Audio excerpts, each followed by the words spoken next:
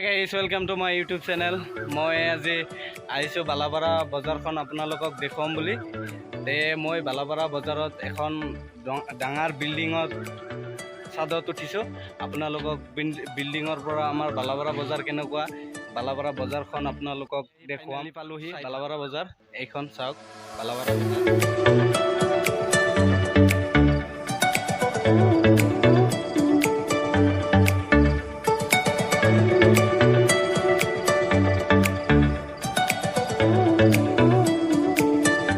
Balapara outpost.